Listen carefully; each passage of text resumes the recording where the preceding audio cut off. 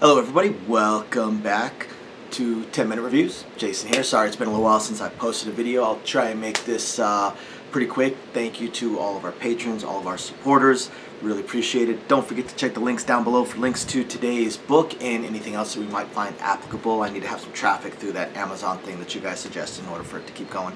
Otherwise, I'm going to go ahead and jump right into today's video.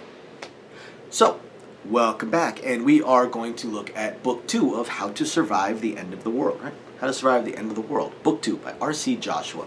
This series was an awesome series, guys. I devoured this series in just a couple of minutes, honestly, and it was a ton of fun.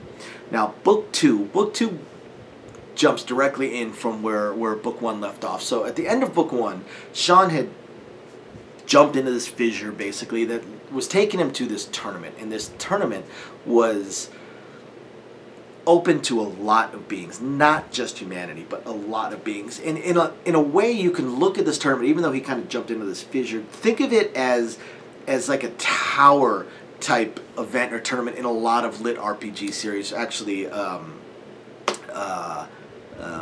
Primal Hunter actually comes to mind.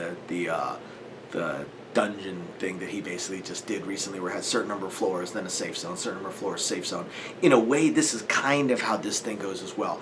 It's got its main city, it's got its little city, and then it has dungeons outside the city. Now, within the city, theoretically, you are safe from attack. You cannot be attacked. You cannot be attacked by other players.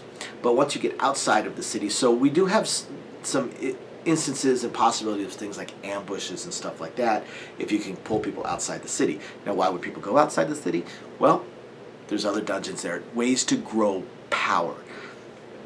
This dungeon itself, this tournament rather, has events, and you want to win events to, one, gain abilities, gain power, gain money, whatever it may be, but mostly to progress along to make sure that you are the top finisher, that you finish number one. Now, within these tournament events, of course, you can still fight each other as well, so it's not entirely safe, and Sean had made a lot of enemies. He made enemies outside, back on Earth, that are now showing up inside this tournament. He's made a few friends, a few allies within this tournament as well, other humans, and yet they are somewhat underpowered in comparison to what we are facing. Because again, while Sean has come forward in time, so he's come into a time period where Earth has already passed the system apocalypse. So people have learned about their skills, learned about their levels, learned about their abilities, learned how to survive and theoretically grow.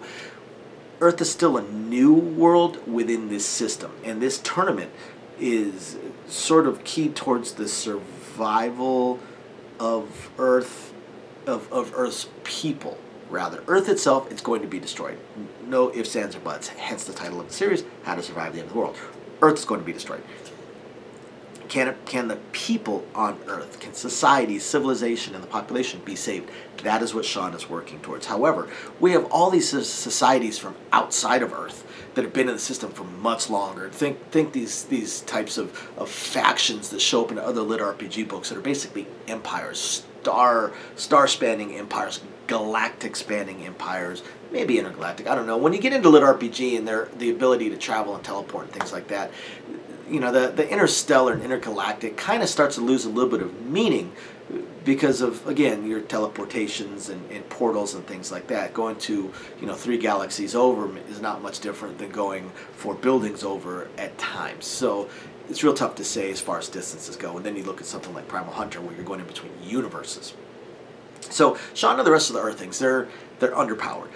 What they do have is they have the advantage of Sean's very weird class that he uses based on his cleverness and just outside the box thinking and junk. He's basically all about junk to make these weapons, and he's figured out how to use just oddball things. For those of you guys that play tabletop RPGs, just think of your wizard that never once takes fireball or chain lightning or anything like that, but always has the oddball spells, your grease and stuff like that, and yet somehow is the one that always manages to turn the tide of your battles because he's got the oddball spells and uses them in oddball ways that just makes the DM go, oh, you're going to do what?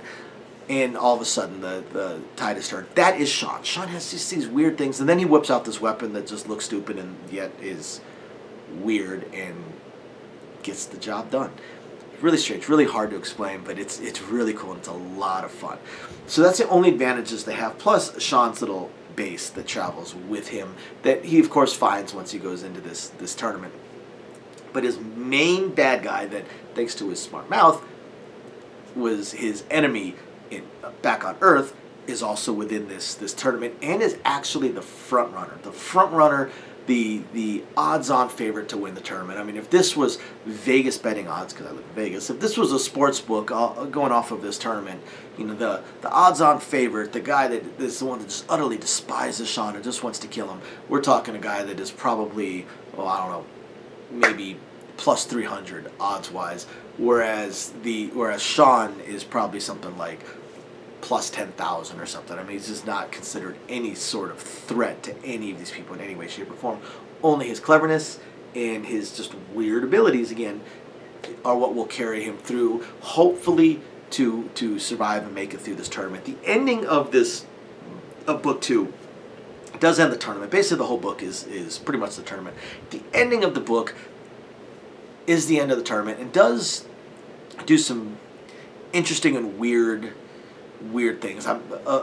I know what he was shooting for that was necessary for book 3, but the way the actual ending went, I wasn't a huge fan of the final scene, I suppose, the climactic scene or the climactic chapter or whatever. Just how that went, I wasn't a huge fan of, but thematically it all worked out well and then led to a really fun book 3. So you guys definitely got to check it out. If you like lit RPG, you're going to love R.C. Joshua's How to Survive the End of the World. I keep meaning to check to see if he has any other series out because, again, the dude was a blast. It was a whole lot of fun to watch or to read. Thank you, everybody, for watching. We will catch you guys next time. Bye now.